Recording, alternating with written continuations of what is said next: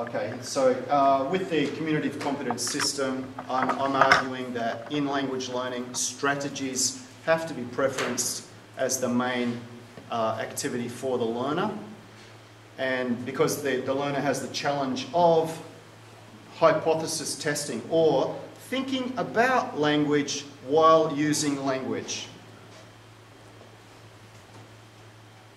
Okay, so here's the strategy starting to get more in depth here. So there are two types of strategies that I, as a language teacher, I recommend and I would try always to get my students to start using. And I've highlighted those here. Awareness raising. And that's awareness raising, I think, is the main one that I'm focusing on today. And we'll get there in a minute. That's the main topic of today's talk, the strategy of awareness. And the other one is negotiate meaning. All these other strategies are very, very important, but the two most important will be awareness raising for today's talk. Okay, what does awareness raising mean? The bottom one, I'll just go back there. The bottom strategy here, repair and negotiate meaning. Okay, so I'll give you an example now of what that means.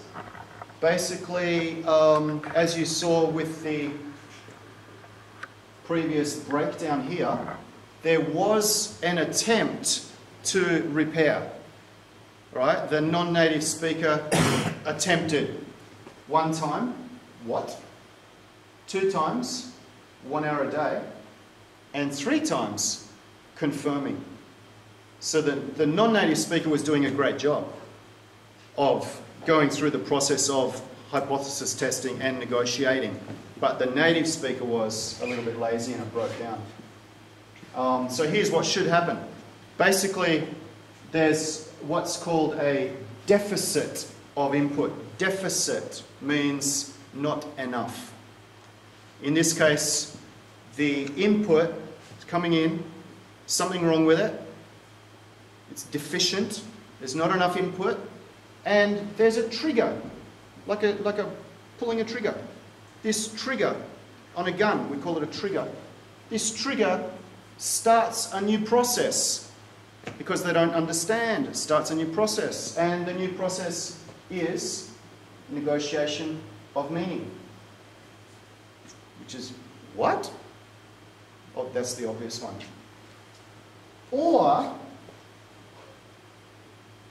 the non-native speaker can do nothing. Or the non-native speaker can code switch, which is what's happening a lot in task-based language learning. Code switching is a common feature of the language learning classroom, and basically learning stops at that point when the learners begin to speak the L1. When they stop speaking the L2, when they give up communicating in the L2, we can no longer hope for any deep processing. We can no longer hope for any negotiation of meaning. So the whole learning process goes out the window. So SLA, second language acquisition, is really concerned with this problem. That's what it's all about. Okay. We're going to do a little activity here, and the challenge of this activity is to explain a picture to a partner and not switch out of English, right?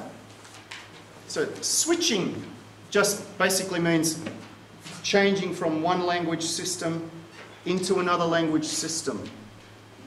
So in this activity, we'll set a time limit of 4 minutes.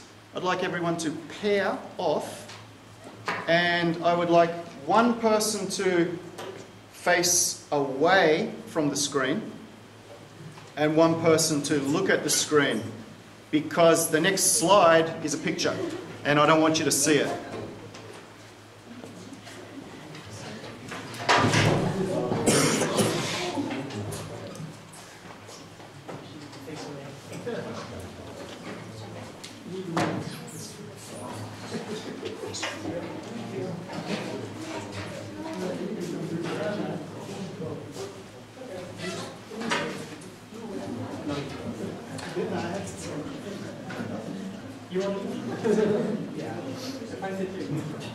Okay, so basically, yeah, looks like we're set up. So the person facing away from the screen should not look at the screen because the activity won't work.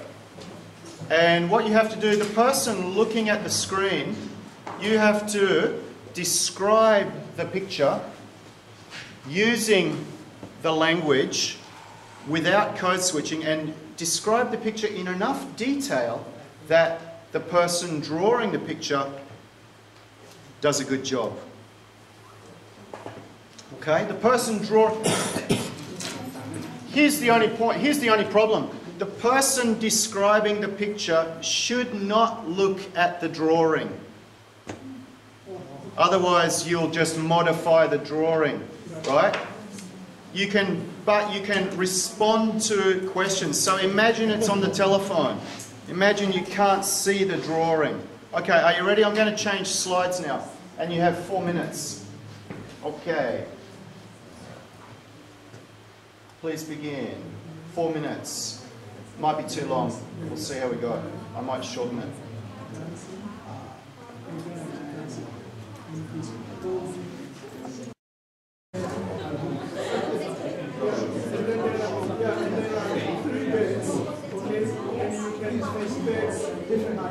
Okay, people. That's great. Okay. How did you go? Let's bring it around and let's take a look at the slide, everybody. Yeah? Did you get it right?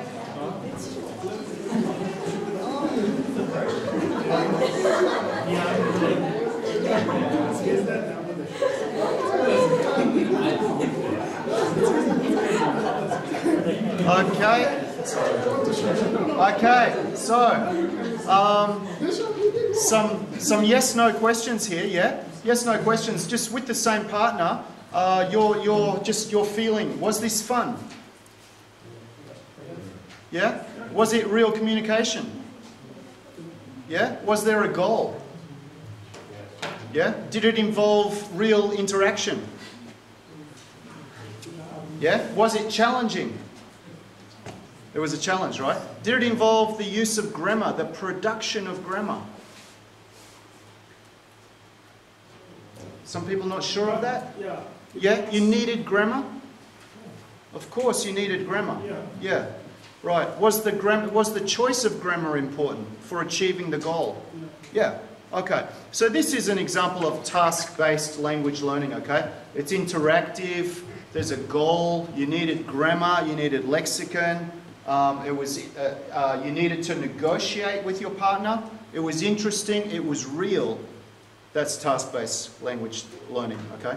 So, and of course, there needs to be a challenge there. That's just one example. There are many kinds of tasks. That's just one task. So now you know what a task is. Okay, let's just have a look at a task in more detail from somebody else's point of view. Okay. If a task requires learners to negotiate, success depends also on the linguistic form and the strategy employed to achieve that purpose.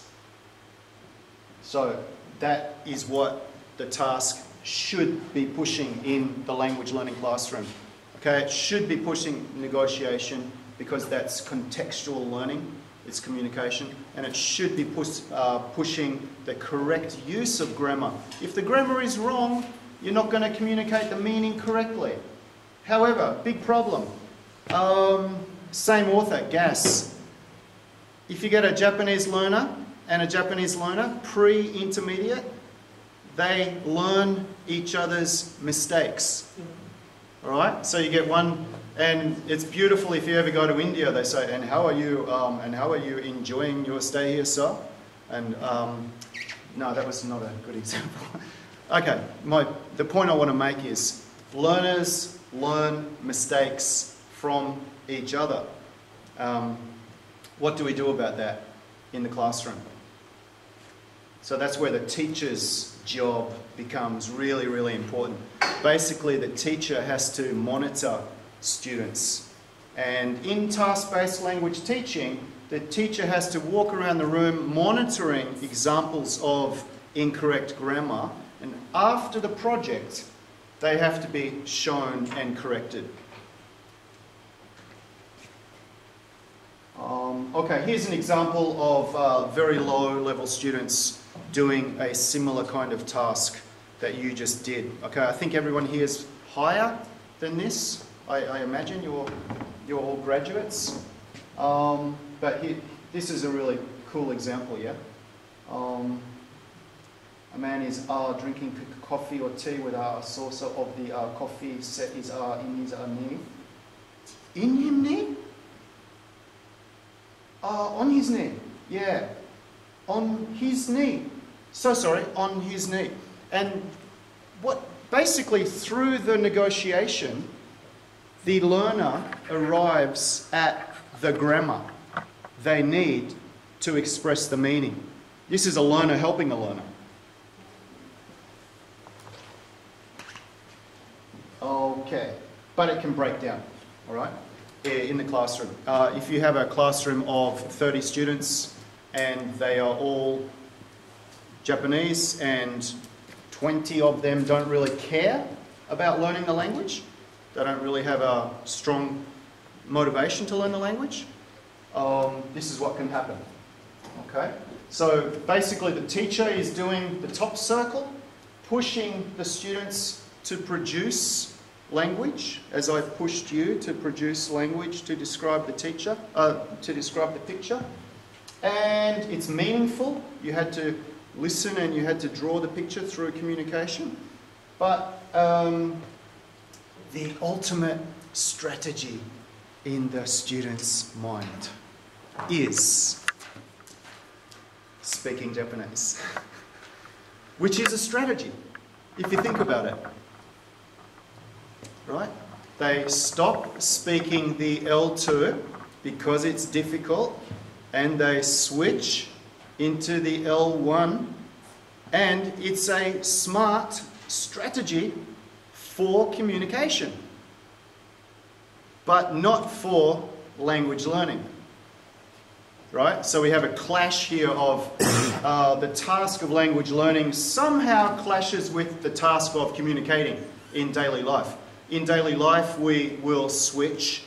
Code switching is a very good thing, and we'll go on to that in a moment.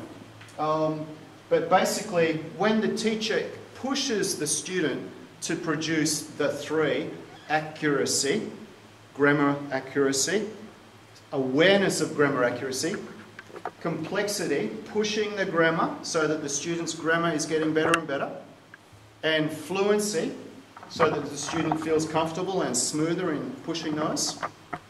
The more you push a student, the more you will increase the chances of them code switching, the ultimate communication strategy.